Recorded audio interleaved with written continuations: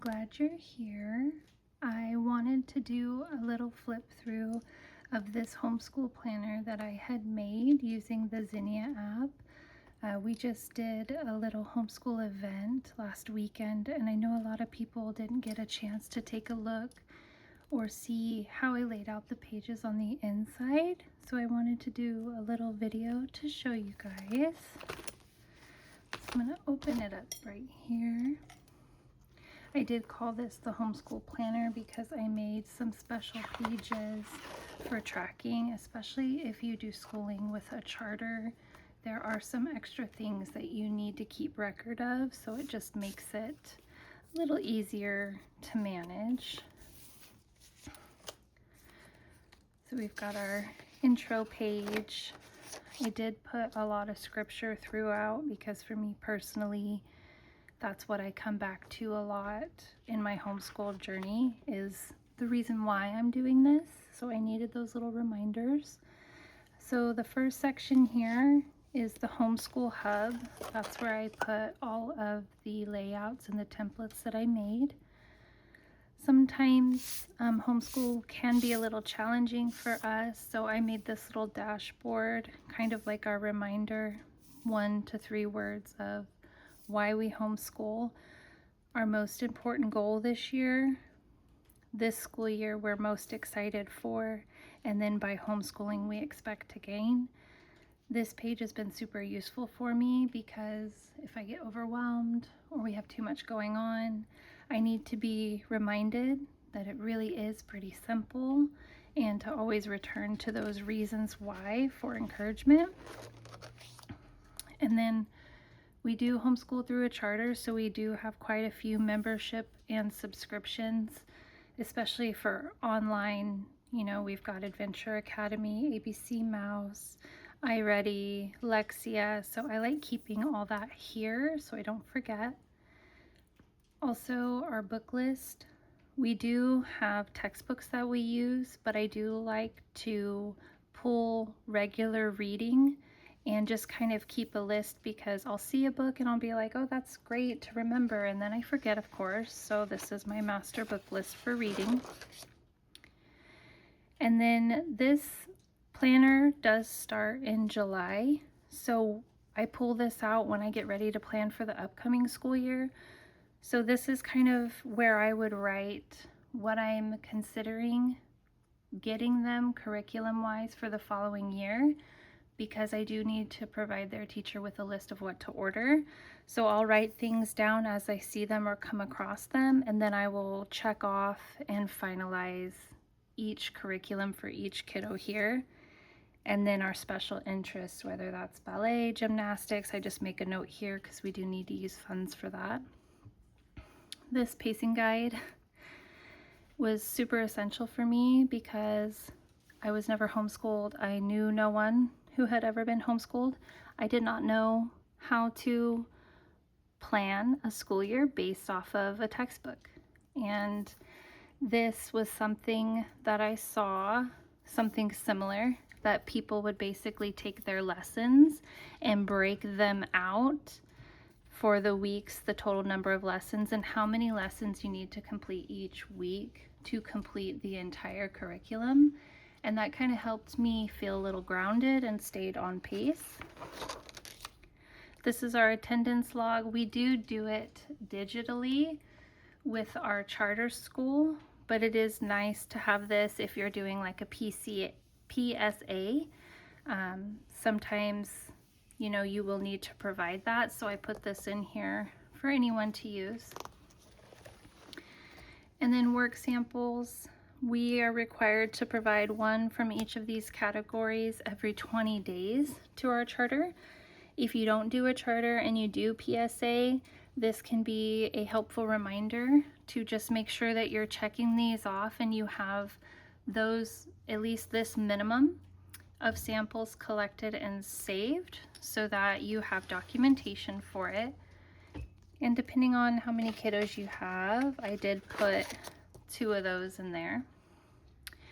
And then unit studies are really fun.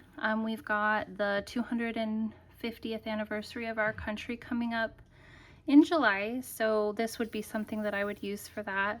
So here I would put, obviously, 250th anniversary, different little crafty projects we can do, maybe a YouTube video list or a couple specific videos, and then other materials. I use this most often when we do like gardening, what seeds I need, if I need compost, things like that.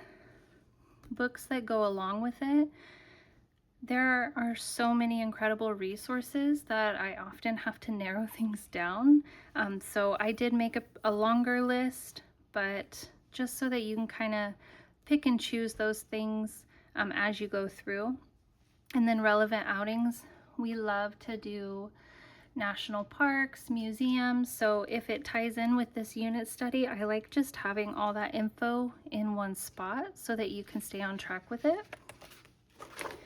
And I actually provided quite a few of those, so hopefully you could leave one blank. If you do more than 4 unit studies a year, you can just photocopy it.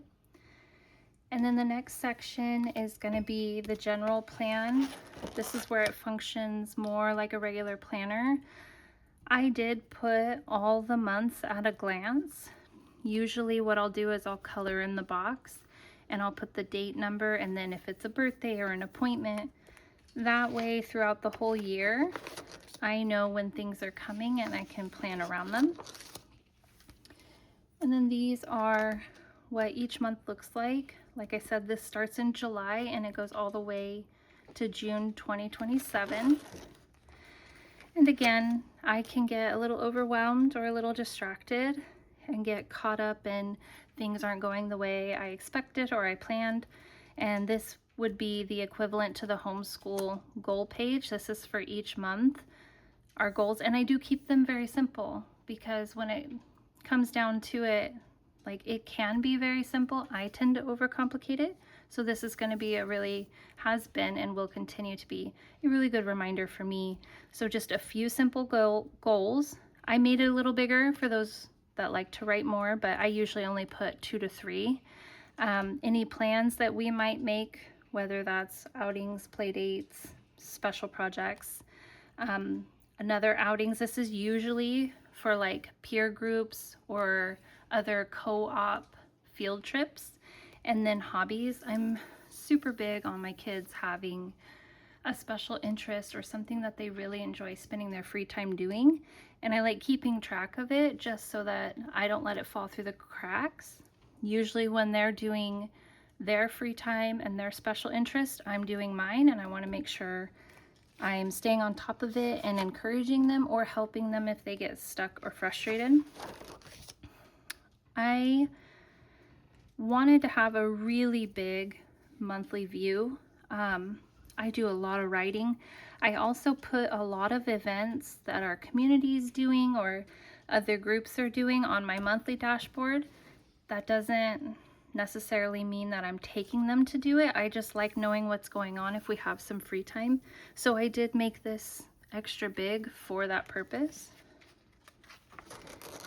And then these are what the weekly layouts are going to look like. We always start on a Monday because that's usually when I open this fresh, and I want to start right here. Monday, Tuesday, Wednesday, Thursday, Friday, Saturday, Sundays over here at the end. I do have a running to-do list.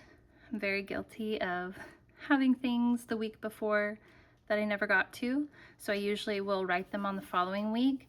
And if they've been there for a few weeks, I'll decide whether, yeah, I'm really not going to do that, I'll just cross it off, or okay, it's been long enough, I need to get that done, I'm tired of writing it.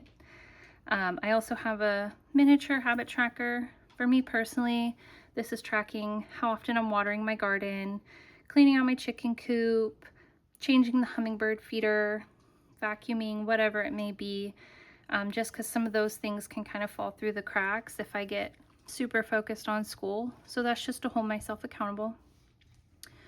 This I use for journaling or what I'm grateful for, just to kind of keep myself focused on what the real point is, because again, I can get a little intense sometimes, and I need to remind myself often that this is very purposeful and I need to maintain my gratitude. And then this week, this is usually where I write about what we did that week, some wins, some challenges, just to kind of give a summary of how things went in reality versus what we planned. And it's kind of like a little diary entry, which I really like. So each month is going to have the same type of layout in each of them. So I'll spare you guys all the flipping, but it's basically all the same.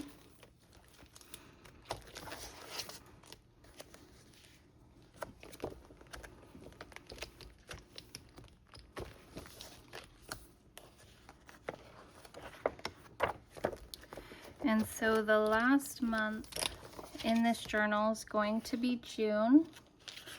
It's going to take you all the way to July 4th of 2024.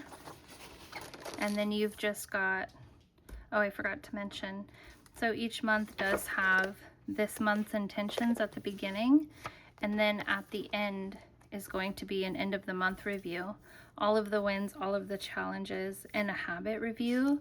Sometimes I'll put things like take my vitamins or walk for 30 minutes on the treadmill, and I won't do it for a few weeks. So I like to use this little area to kind of let myself know what's going on, what's working and what doesn't. But that's going to be included in every month. And then we've got our back cover to this book. I did make this book myself. I used the Zinnia journaling app. Everything in here is created by me using their tools. So obviously the text, the boxes, the graphics, like that's all created by me using their tools. So if you are tech savvy and like doing that, you should definitely check them out. But I just wanted to give you guys a chance to see that. I know a lot of you missed it, and honestly, I'm really excited about it and I'm ready to use it, and I wanted to get this video out before I started writing in it. Thanks.